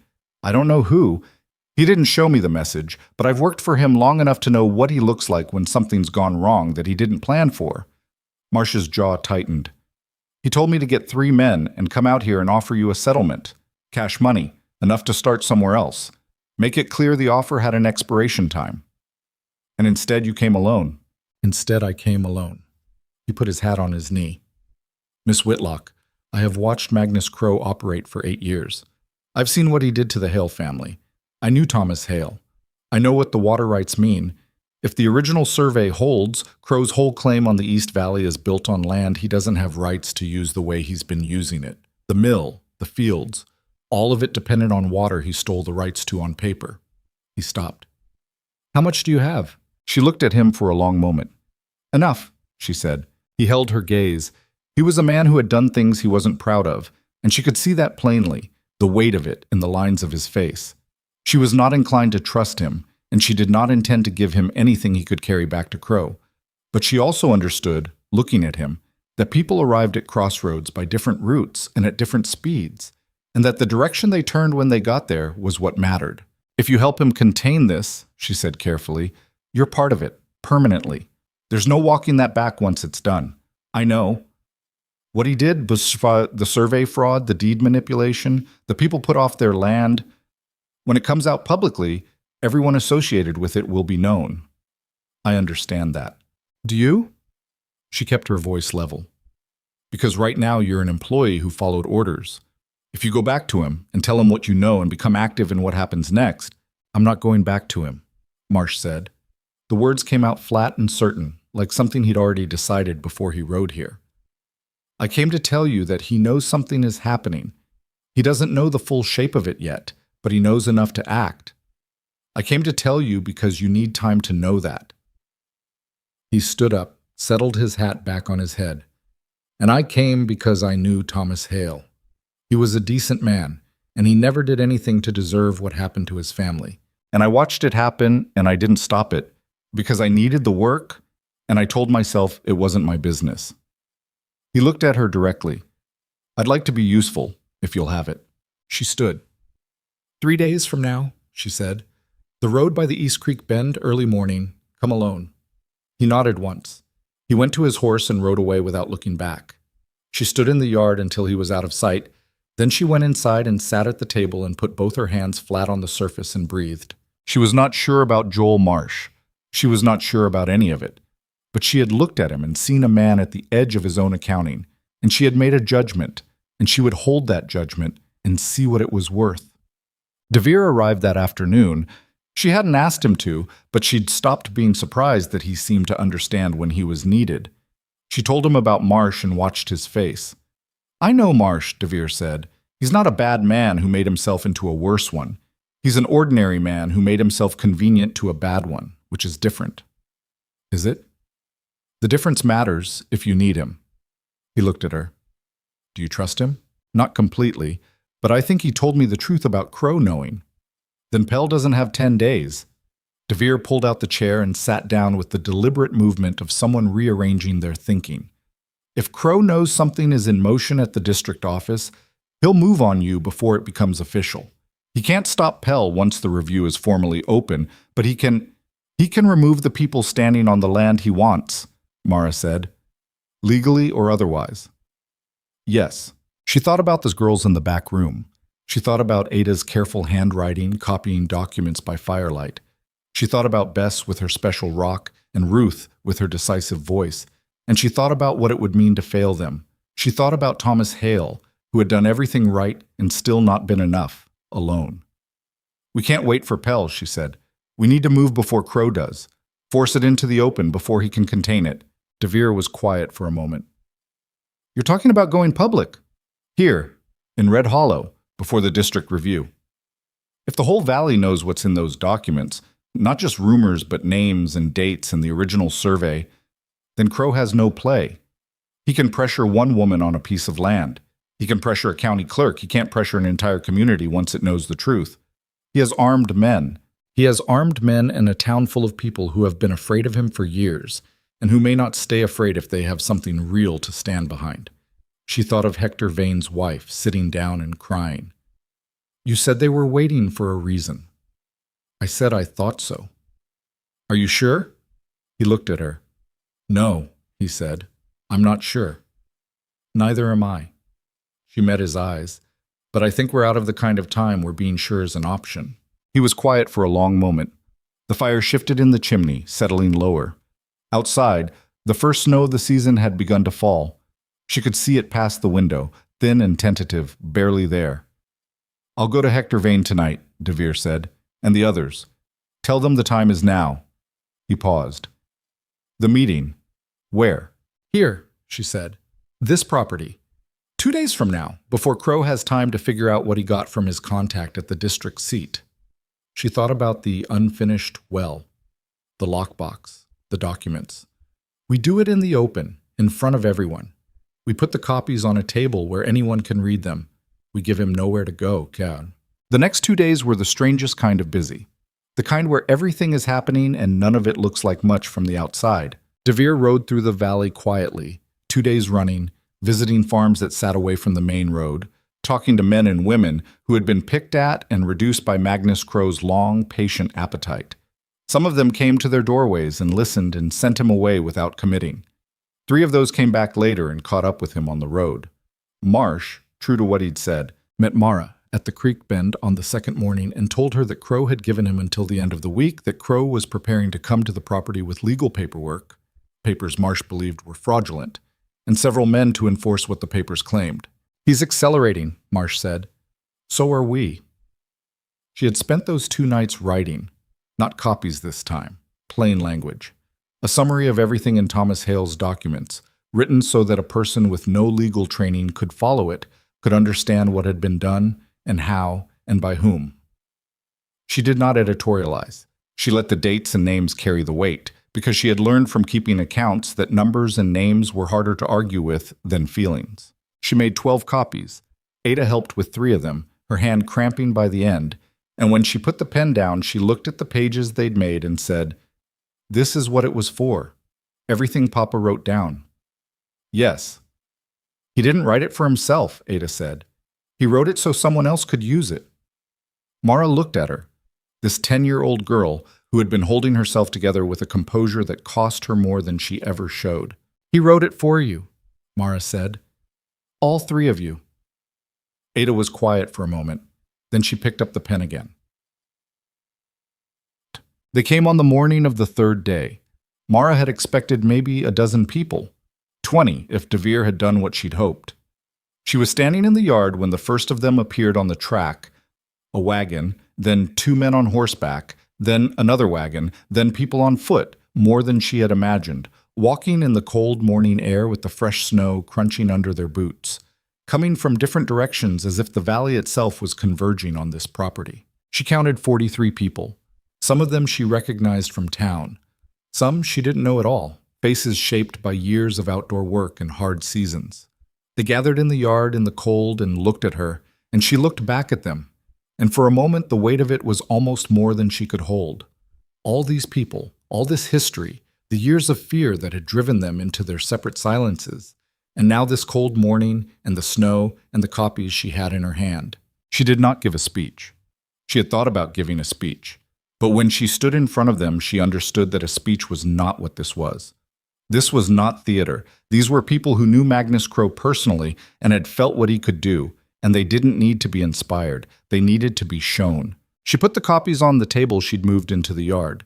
Ruth and Bess had helped her carry it, both of them serious and quiet. And she said, "Thomas Hale left these documents. I'll answer any question you have about where they came from. Read them and decide what you think." They read.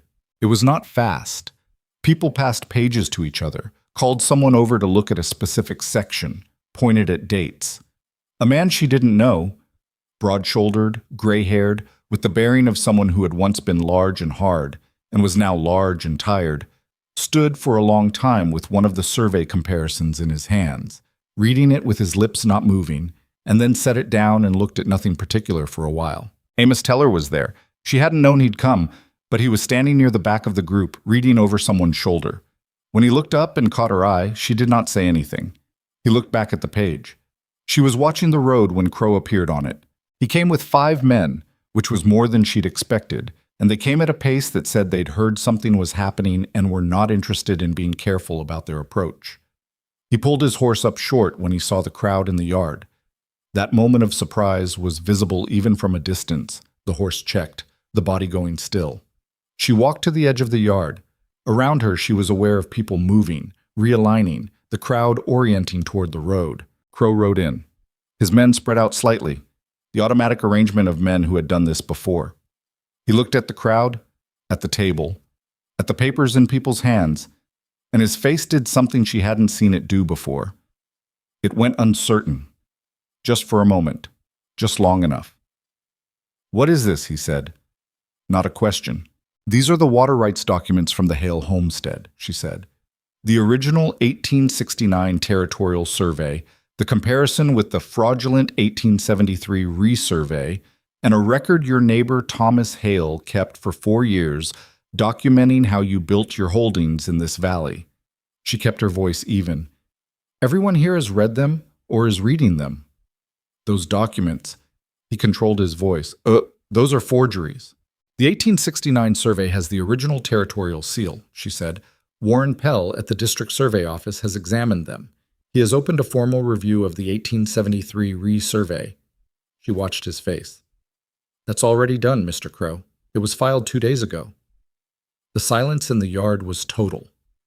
The kind of silence that happens when a large number of people stop breathing at the same time. Crow looked at the crowd. He looked at the papers. He looked at the faces of people who had been afraid of him, afraid of exactly this moment, what he would do when cornered, and who were still there anyway, still standing. "This is—" He started and stopped, tried again. "I have legal paper on this land. I have a deed instrument signed by George Aldrin, and the court—" "George Aldrin signed that note when he was sick and didn't understand the terms," Amos Teller said from the back of the crowd. His voice was not loud, but it was clear. "I was there. I saw it." A beat. "My land," said the broad-shouldered, gray-haired man who had stood so long with the survey comparison. His voice came out rough, like he'd been storing it for a while. "You took my Southern 40 in 1873. Said I'd defaulted on a payment I'd made in full." He stopped, tried again. "I have the receipt at home. I've had it for 3 years." Another voice. A woman this time, from somewhere in the middle of the crowd. "You paid off our mortgage holder before we could settle it ourselves and doubled the rate. We lost the north field and the well that came with it." Crow's horse shifted under him. He brought it back under control with his knees, automatic, a man who was still trying to find the move that got him out of this. He looked at his 5 men, and that was when Joel Marsh, who had been sitting on his horse at the far edge of Crow's group, quietly walked his animal sideways and away, separating himself from the line. No dramatics, no announcement. Just a horse moving 3 steps to the left until there was clear air between Marsh and the rest. Crow looked at him. Marsh looked back without expression. One of the other 4 men, the youngest, barely out of his teens, wearing a coat too thin for the weather, looked at the crowd, at the papers, at the faces of 43 people who were not moving, and he reached up and took his hat off and held it in both hands and looked at the ground. "Don't," Crow said, to him or to Marsh or to all of them, the word coming out low and tight. The young man put his hat back on, but he didn't move his horse to close the gap Marsh had made. Crow looked at Mara. She had seen this look before, or one like it. She had seen it on the face of a man she'd once dealt with in her husband's business, a supplier who had shorted shipments for 2 years and been caught with the account book spread open in front of him. The look of a man who had been building something for a long time on a crooked foundation, and who was watching the building come apart from the bottom, and who understood that there was no going back to before this moment. "You don't know what you've done," Crow said. "I know exactly what I've done," she said. "I've made it impossible to undo." He sat on his horse in the cold yard, surrounded by people who had stopped being afraid of him in the last hour, and he looked at her with that cold, calculating gaze she had seen on the first day he came to this property. Only now the calculation had nowhere to go. He wheeled his horse around. He rode. His 3 remaining compliant men followed after a moment's hesitation. Marsh stayed. The young man in the thin coat stayed. Neither of them said anything, and neither did she. The crowd stayed very still until the sound of the hooves was gone. Then, slowly, the sound of breath and voices came back, the natural noise of people who had been holding something and were now setting it down. Amos Teller walked through the crowd and came to stand in front of her. He was a man who did not carry his expressions easily in his face, and she had learned to read the small things, the set of the mouth, the hands. "I should have done more sooner," he said. "You did what you could." "That's not the same thing." "No," she agreed. "It's not." He nodded. He picked up one of the copies from the table and folded it carefully and put it in his coat pocket. and she understood that he was doing it so he would have it, so there would be one more set of hands holding the truth. Ada appeared beside her from somewhere in the crowd and stood close without taking her hand, 10 years old and determined not to need comfort, but close enough to feel the warmth of another person. "Is it done?" Ada asked. Mara looked at the road Crow had ridden down. She thought about Warren Pell in his locked office with the original documents. She thought about the formal review already filed and moving through the district machinery, too public now to be quietly buried. "The easy part is done," she said. Ada looked up at her. "The rest is going to take time," Mara said. "Getting it through the official channels, making sure everything is properly recorded, making sure people get back what they're owed." She put her hand briefly on Ada's shoulder. "But yes, the part where he could stop it, that part is done." Bess pushed through from somewhere and grabbed Mara's hand with both of hers, the special rock still in her apron pocket, its familiar weight shifting against her hip. Ruth appeared on Ada's other side and looked at the road and then at Mara. "He'll be angry," Ruth said. "He will," Mara agreed. "What happens when angry men don't have anything left to use?" Mara looked at the 43 people still standing in her yard in the snow, some of them still reading, some of them talking to each other in low voices. Some of them just standing, looking at the property and the sky, and each other with the expressions of people who had walked out of a long, dark room. Sometimes, she said, they just run out of road. Magnus Crow did not run out of road immediately. That was the thing nobody told you about justice. It was slow, and it was loud, and it made a mess of the weeks that followed. It did not arrive clean. It arrived the way winter did in this country, grinding and relentless, taking longer than you expected and leaving things changed in ways you hadn't entirely anticipated. He came back 3 days after the gathering in the yard, this time with a man in a city suit who identified himself as his legal representative and who spoke in the careful, weighted cadences of someone paid to make bad situations sound complicated. They came without the armed men, which was different, and they stood at the fence line rather than walking into the yard, which was also different. Mara stood at the door and listened to the lawyer explain that Mr. Crow disputed the characterization of the documents and intended to file a counter-complaint with the district court regarding the provenance of the so-called original survey. She let him finish. Then she said, "Warren Pell has already opened the formal review. The original documents are in his custody with the territorial seal intact. If your client wants to file a counter-complaint, he's welcome to. The review board will have both sets of documents in front of them." The lawyer looked at his papers. He had the expression of a man who had been given a case and was now understanding, too late, what kind of case it was. "Mr. Crow is prepared to offer a settlement," he began. "No," she said. "If you'd hear the terms—" "No." She said it the same way the second time, without heat, without particular emphasis. Just the word. "The Hale children's water rights are not mine to settle. They belong to Ada Ruth and Bess Hale, who are minors under my guardianship, and no settlement will be reached without a full legal accounting of what was taken from their family and from every other family in this valley that Mr. Crow defrauded." She paused.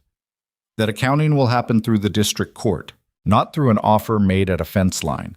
Apag ko mo man ko antin." The lawyer looked at Crow. Crow's face had gone to the cold, flat place she'd seen before, but there was something underneath it now that hadn't been there at the beginning. Something that looked, if she let herself believe it, like a man who was beginning to understand the dimensions of his situation. They left. She went inside and sat at the table, and her hands shook for about 5 minutes, and then they stopped, and she got up and went back to work. Warren Pell was thorough, which turned out to be the most important thing about him. He was not fast. He was not dramatic. He wrote letters in careful official language and waited for responses and wrote more letters, and the process moved through the district administrative machinery with the grinding patience of something that could not be hurried. DeVere rode to the district seat twice more in the weeks that followed, carrying additional documentation that Pell requested. Marsh had given them a written account of what he'd witnessed during his 8 years with Crow, signed and witnessed by 2 people at the district office, which Pell said was more useful than almost anything else they had because it provided testimony rather than paper. Marsh had written it sitting at Mara's kitchen table on a gray November afternoon, working slowly, crossing things out and rewriting them with the labored concentration of a man for whom writing was not natural, but who understood that this particular writing mattered. When he was done, He sat back and looked at the pages. He didn't say anything for a while. You know this ends your time in Red Hollow, Mara said. Not unkindly, just true. I know. What will you do? He looked at the pages. I have a brother in Oregon, farming country. He was quiet for a moment. I've been here so long I forgot I had somewhere else I could go. She looked at him. This man who had spent 8 years making himself useful to someone he was now helping to bring down, and who would carry that the rest of his life, however far west he rode. You came to the fence that morning, she said. You could have gone back to him and told him what you knew and helped him get ahead of it.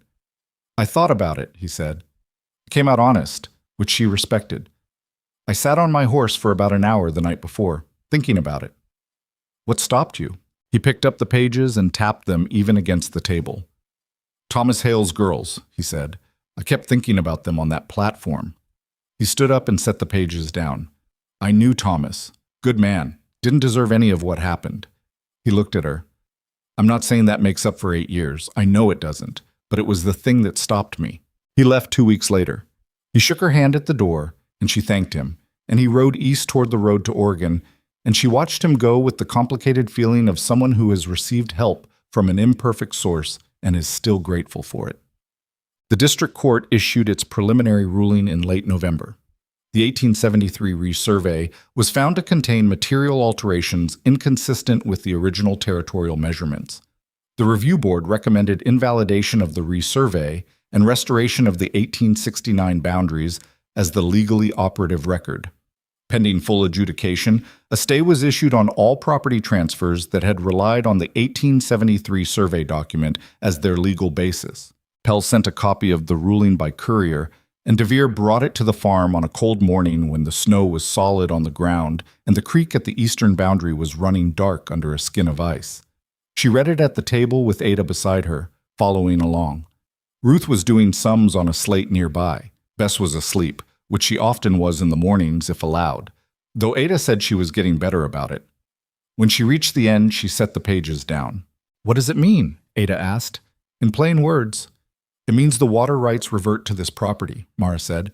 It means everything Crow built his claim on in this valley has to go back to court and be looked at again. It means the people who lost their land through notes and debts tied to the fraudulent boundaries have a basis to contest those losses. Ada looked at the pages. Her face did the thing it sometimes did, that brief, unguarded moment where she was simply a child, not the careful, self-contained person she'd trained herself to be. Papa did that, she said quietly. He started it, Mara said. Yes. We finished it. Mara looked at her. You and Ruth and Bess started it before any of the rest of this. Your father knew that too, I think. He left it where you could find it when the time was right. Ada was quiet for a moment. Then she picked up the ruling and read the first page again, more slowly this time. Ruth had stopped doing her sums. She was listening without pretending she wasn't. Does this mean Crow goes to jail? Ruth asked. The fraud and the manipulation of county records. Those are criminal matters.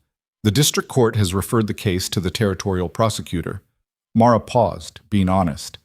Whether he goes to jail depends on things I can't control. Prosecutors, witnesses, courts. It may take a long time. But he can't just stay here like nothing happened, Ruth said. It was not quite a question. No, Mara said. He can't. Basham. He didn't. The week after the ruling, Magnus Crow closed the mill. He said it was temporary, a business decision. Nobody believed him. The men who had worked the mill found themselves with no wages and a great deal of anger, and several of them had families who had themselves been affected by Crow's long pattern of acquisition. The solidarity that had been building quietly since the gathering in the yard became something louder and more organized, because people who lose their livelihood simultaneously have nothing left to fear. By December, Crow had vacated his house in Red Hollow, departed, the way powerful men sometimes do when the power is gone, quickly and with as little acknowledgement as possible, like a fire that goes out when the fuel is taken away. He went to the district seat, presumably to manage his legal situation, and then reportedly further east after that, to wherever men went when the territory they'd corrupted became uninhabitable for them. He was not arrested that winter. The wheels of the territorial prosecutor's investigation turned slowly, and Mara had learned by then not to wait on outcomes she couldn't hurry. What she could do, she did. Gave her statement, organized the documentation, made sure every family who had a claim understood the process and had what they needed to pursue it. Hector Vane came to the farm in December, his wife with him, a woman named Clara. Not the same Clara as the boarding house, which sometimes made Mara briefly grateful for the coincidence and sometimes just made her tired. Hector's wife brought a pie, which Mara accepted with less grace than she should have because she was not naturally comfortable with gestures of gratitude. She'd spent enough of her life being the one who needed things that receiving them still sat awkwardly. "You didn't have to," she said. Clara Vane looked at her steadily.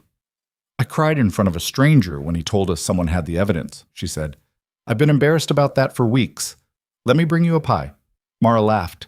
It surprised her. The laugh came out before she decided to let it, the way the real ones sometimes did. "All right," she said. "Thank you." "Thank ye." They sat around the table, all four of them, Hector and Clara, Mara, and Ada, who had appointed herself present for all matters of consequence, and talked through what the ruling meant for the Vane land claim and what steps the process required. Hector was a thorough man, not unlike Thomas Hale in his care with details, and by the end of the afternoon they had a reasonable plan for his counterfiling. When they left, Clara paused at the door and looked at Mara. "You came here with nothing," she said, not critically, just observingly. "I came here with less than nothing," Mara said, "a dead man's name and an empty promise. And yet—" Mara looked out at the yard, the woodpile, the repaired fence, the barn with its good solid walls, the house that had been a ruin and was now, by most measures, a home. "And yet," she agreed. "What?"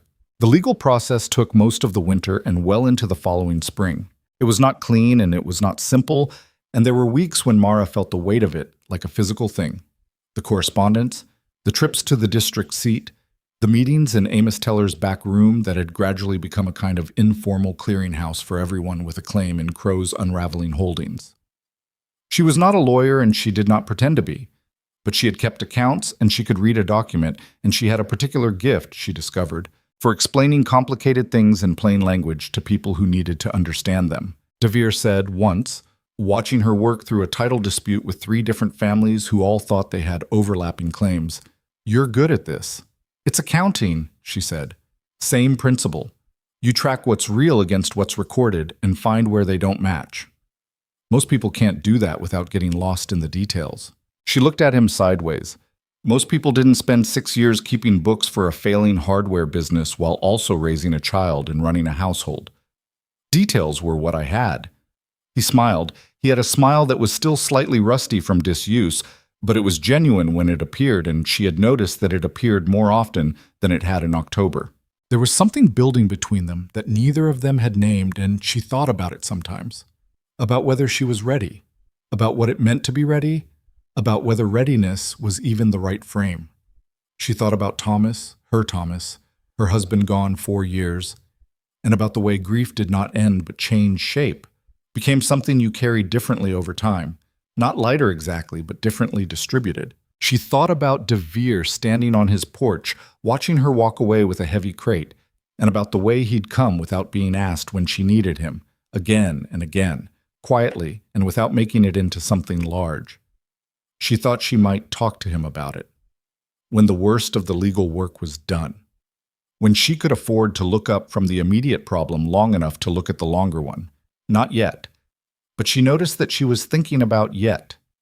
The formal restoration of the Hale water rights was recorded at the district courthouse on a Tuesday in March, which was, Mara thought, a better day than Thursday. Eli Crane, the placement officer who had handed her the provisional guardianship form in Amos Teller's back room 6 months ago, rode out to the farm the following week. He was the same thin man with the ink-stained fingers and the overlong face, and he came alone. And he sat at her table with a different stack of papers. He had aged, she thought, since October, or perhaps she was just seeing him more clearly. "The provisional period is long past," he said. "I owe you an apology for not coming sooner." "You had a lot to deal with," she said. "The whole valley had a lot to deal with." "That's generous." He looked at his papers. "These are the permanent guardianship documents. Given the circumstances, The water rights, the land title, the girls' established primary residence here. The county is also prepared to recognize their inheritance claim to the property in full. The 40 acres will be held in trust for them until Ada reaches majority, at which point she can manage the title. Mara looked at the papers. She looked at her own name, written there in formal official ink, and the girls' names beside it, and the property description, and the date. "I need to ask the girls," she said. Crane blinked. "I beg your pardon?" "I need to ask Ada and Ruth and Bess if this is what they want, before I sign anything." She met his eyes. They've had enough things decided for them. He was quiet for a moment. Then something in his long face shifted, and she thought she saw a man who had spent too many years in a job that processed children like paperwork, briefly remembering that they were people. "Of course," he said. She called them in from outside, all three of them, cold-cheeked from the yard. Ada with her braid coming undone, Ruth with mud on one boot, Bess trailing because she always trailed and never seemed bothered by it. They came to the table and she explained in plain language what was being offered. "This would mean you stay here," she said, "with me, officially. The land is yours by right, and I would be your guardian on paper the way I already am in practice. But I want to know what you want." She looked at Ada first. Ada, who had been calculating survival since she was 10 and had done it well, looked at the papers and then at Mara with that direct, assessing gaze. "Do you want us?" Ada asked. The question landed with its full weight, simply and without drama. A child asking the real thing, because she was old enough to know that the real thing was the only one worth asking. Mara thought about October, the stage pulling away, the dead man's name on a grave, the three girls on a platform, and the moment she had opened her mouth without deciding to. "I came here to disappear," she said. "I was done. I didn't have any reason to keep going, and I was looking for somewhere to stop." She paused, and then I saw you three on that platform, and something happened. She looked at Ada. "I don't have a clean explanation for it. It wasn't smart. It wasn't practical. I had nothing. But I put my hand up because I could not stand there and watch it happen and do nothing." She looked at Ruth, then at Bess, who was watching her with those wide, dark eyes. "So, yes, I want you. I've wanted you since a Thursday in October, and I'll want you every Thursday after this one, and all the other days besides." Bess said, with the directness of a 4-year-old, "I want to stay." Ruth said, "Yes," brisk and certain, like she'd been waiting to say it for a while. Ada looked at the documents for a long moment. Then she looked at Mara. "You know we're difficult," she said. "I know. Ruth has opinions about everything. I've noticed. And Bess keeps rocks." "I'm aware." Ada almost smiled. Almost. The corner of her mouth moved in a way that was not quite a smile but was adjacent to one. "Okay," she said. Mara signed the papers. Eli Crane rode away looking like a man who was going to sit with that conversation for a while. She hoped it changed something small in how he did his work. She thought it might. The spring came the way it always did on the frontier bus. Not gently, not all at once, but in pieces, thawing and freezing and thawing again, until suddenly one morning the ground was soft, and the creek at the eastern boundary was running loud and full, and the first green things were showing in the garden beds DeVere had helped her turn over before the snow. He came more often in the spring. There was a practical reason. He was sharing seeds and garden knowledge, walking the Hale property with Ada to plan what to plant and where, showing Ruth how to test soil by feel and color. But he stayed for meals more often than the gardening required, and he and Mara fell into a habit of sitting on the step after the girls were asleep, talking about nothing in particular in the way people did when the particular things had already been said, and what was left was just the wanting to be near someone. One evening in April, with the creek running loud in the background and the stars clear overhead, he said, "I was thinking about finishing the well." She looked at him. "The well?" "It's a good location, close to the creek, good depth to the water table. Thomas had the right idea about the placement. He just didn't get to finish it." He looked at the eastern end of the property. "Practical is all." "Practical," she agreed. She was quiet for a moment. "Callum." He looked at her. She had not used his given name before this. They both noted it. "I'm not looking for something fast," she said. I'm I'm still putting myself back together in some ways. And the girls are settled, but they're not finished settling, and I need to be honest about what I can and can't. I'm not going anywhere, he said. I've been here 2 years. I was here before you came. I'll be here. He said it simply, the way he said most things. No performance, just the fact of it. I'm not asking you for anything right now. I'm asking if I can finish the well. She looked at him for a moment in the dark. Yes, she said. You can finish the well, Kosik. By summer, the valley looked different. Not transformed, that was the wrong word, too large and too fast for what had actually happened. But different. The properties that had been squeezed by Crow's slow acquisition were occupied again, or being worked again, the signs of active farming returning to land that had been going neglected. Hector Vane got his South 40 back through the counterfiling, and the summer crop he planted on it was the first in 3 years. And he worked it with the focused intensity of a man who understood what he'd almost lost. The mill reopened in June under new management, a cooperative arrangement between 6 families organized with the particular stubbornness of people who had decided collectively that no single person was ever going to control that much of their livelihood again. It was messier than a single owner, and there were arguments about decisions and money and who got priority in the queue. Mara helped mediate 2 of those arguments, which she did not enjoy but turned out to be capable of. Magnus Crow was indicted by the territorial prosecutor in August. She heard about it from De Vere, who had heard from Pell, who sent a letter. The charges were fraud, forgery of official documents, and unlawful coercion. A list that represented years of Crow's operation finally made into formal language. There would be a trial in the fall at the district court. Mara would be called as a witness. So would Pell and Marsh from Oregon, and several of the families whose land claims had been affected. She read the letter twice and then set it on the table and sat with it for a while. She thought about justice, what it actually was, as opposed to what you imagined it might feel like when it finally came. She'd expected something more, some release, some clean, bright feeling of rightness. What she actually felt was quieter than that, more like the feeling of setting down a heavy crate after carrying it for a long time. Not euphoric, not even particularly triumphant, just the weight was different now. That evening at supper, she told the girls. Ruth said, "Good," and meant it with the full moral force of 7-year-old certainty. Bess said, "Will he be sad in jail?" She asked it genuinely, with the unsettling compassion of very small children who haven't learned yet to allocate their empathy strategically. Mara thought about it. "Probably," she said. "But the people he hurt are sadder, and they didn't do anything to deserve it." Bess considered this for a moment, her small face working. "That's not fair," she concluded. "No," Mara said. "It's not. That's why it matters that he's accountable for it." Ada had been quiet through this exchange, eating her supper with the focused attention she gave to most things. She looked up when the table went quiet. "Mama used to say that the people who make the biggest messes are the ones most surprised when someone makes them clean it up," Ada said.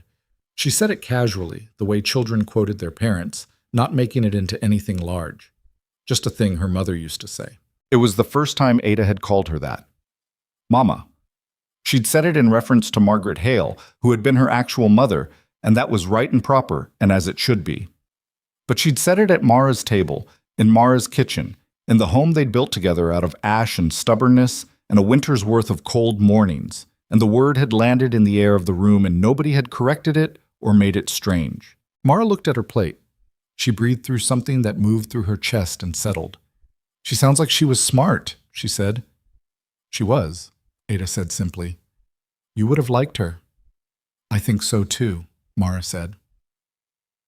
The well was finished in September. De Vere worked on it over the course of 2 weeks, mornings mostly, coming across the valley with the deliberate regularity of a man who had organized his life around a project that mattered to him. Ada helped when she could, handing down materials and asking questions that he answered without condescension, the same way he'd walked her through the garden beds in the spring. On the day it was finished, cased properly, with a good solid coping of stone and a wooden cover built to last, all 4 of them came to look at it. Mara, Ada, Ruth, and Bess standing around the edge of a well that Thomas Hale had started and Callum De Vere had finished, on land that 3 little girls owned by right, in a valley that had been quietly remade over the course of one difficult year. Bess dropped her special rock into it. They all heard it hit the water with a small, clear sound. Bess, Ruth said, exasperated. I wanted to see how deep it was, Bess said, untroubled. DeVere looked into the well. About 20 feet, he said. By the sound. That was my good rock, Bess said, slightly belated. We'll find you another one, Mara said. Bess thought about this. Okay, she said philosophically, but it has to be round. They laughed. Not all at the same time, not the synchronized laughter of people performing happiness, but the ragged, overlapping laughter of people who were genuinely amused, people for whom laughing together was something that had been built slowly out of shared difficult months, and was now, quietly, just a thing they did. Mara stood at the edge of the finished well and looked across the property. The house with its repaired walls and its good chimney, the barn that had sheltered them through the worst of it, the garden that was being put to bed for the winter, the fence lines that ran clean and true along boundaries that were legally theirs in a way they had not been 6 months ago. She thought about this woman who had stepped off a stagecoach in October with a bag and a hat box, coming to Red Hollow to disappear. Coming to find a quiet corner of the world where she could stop being the person she was. She had not disappeared. She had done the opposite of disappearing. She had planted herself in the hardest ground she'd ever found, and she had stayed, not because it was easy or because she had believed it would work, but because the alternative was watching 3 children sorted out like livestock, and she could not do that and go on being herself. She had lost her son, and grief had nearly eaten her alive. She knew that now in a way she hadn't been able to see from inside it, the way she'd been moving through the world for those years like smoke, barely there, touching nothing. She had come here with nothing left, and she had found, against all logic, that having nothing left was not the same as being finished. It just meant you had nothing to lose by trying. There was a thing she had learned from a year of this life, from 40 acres of bad luck land and a dead man's hidden documents, and a town full of people who needed permission to stop being afraid, that the world did not get better because powerful men allowed it to. It got better when ordinary people, tired, imperfect, frightened, half out of options people, decided that the cost of doing nothing was finally higher than the cost of doing something. And then they did the something badly and imperfectly and not all the way, and it mattered anyway. Thomas Hale had known that. He'd sat alone with his knowledge for 4 years, building his careful record, unable to act alone and unwilling to give up. He'd left his evidence where his daughter could find it, in the one place he could reach that was closest to the truth he was trying to protect. DeVere came to stand beside her. He didn't say anything. He'd learned sometime over the last months that she didn't always need words, and that the absence of them wasn't a problem he was required to fix. She looked at the eastern boundary, where the creek ran along its ancient course, the water moving the way it had always moved, indifferent to the names written on the documents that said who owned the right to use it. The water didn't know about any of that. The water just moved. I was going to disappear, she said. He looked at her. When I came here, that was the plan. Find somewhere small enough that nobody would notice me and just stop. She was quiet for a moment. I don't know what I thought that meant. I don't think I thought about it very clearly. What changed? She looked at the 3 girls who had wandered back toward the barn, Ruth already directing Bess about something with her decisive little voice, Ada walking slightly apart in the way she sometimes did, still needing her own space, still containing herself, but less armored than she'd been, present in a way she hadn't been in October. I put my hand up, Mara said. That's all. One stupid, impractical thing on a Thursday morning, and everything after that was just dealing with what followed. DeVere was quiet for a moment, then, most things start that way. One stupid, impractical thing? One thing you didn't plan for, that you do anyway. She looked at him. The afternoon light was long and gold across the valley, the way it got in September, everything tilted into autumn, the peaks to the north already dusted white. It was beautiful in the blunt, factual way of country that didn't require your appreciation to go on being beautiful. Callum, she said. Yes. Thank you. She said it simply, without making it into a speech. For the provisions in October, for the documents, for finishing the well.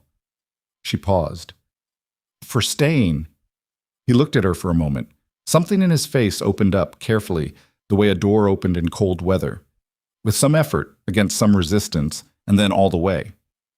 "Thank you for putting your hand up," he said. She nodded. She looked back out at the valley. She was 31 years old. She had 3 daughters, 40 acres of water rights land, a repaired house, a finished well, a man beside her who understood silence, and a valley full of people who were, slowly and imperfectly, learning to trust each other again. She had a courtroom date in the fall, and a garden to put to bed, and a winter's worth of wood to stack, and about 100 practical problems that would need solving in the months ahead. She was not healed. She was not finished grieving Thomas, her son, her small boy, with his fist around her thumb. She did not think you ever finished that. But she had learned that grief and living were not opposites, that you could carry one and do the other, that the doing was what kept you from being consumed. She had come here to find a place to stop. She had found, instead, a place to begin. The creek ran. The girls' voices carried across the yard, ordinary and alive. The evening was coming down over the mountains in its slow, unhurried way, the sky going copper, and then rose, and then the deep, settled blue that preceded dark. Mara stood at the edge of the finished well on the land that belonged to the people she loved, and she stayed there until the stars came out one by one, as they always had and would go on doing long after all their names were forgotten. That was enough, more than enough. It was, against every expectation, a life.